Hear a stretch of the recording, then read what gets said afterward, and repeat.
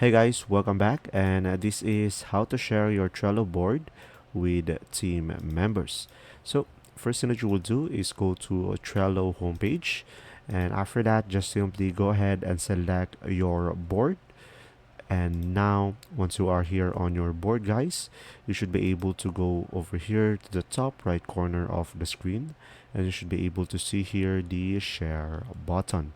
So, click on this, and after that, you should be able to see here the bar, which is you can provide an email address on which you want to share it with someone. So just simply provide their email over here to share the Trello board with them, and from there you should be able to select it as an observer or a member.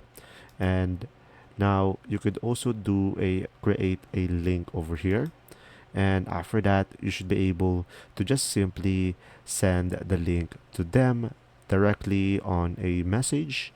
And after that, you should be able to see here join request tab, and you should be able to see if they accepted your request. And that's pretty much it, and thanks for watching.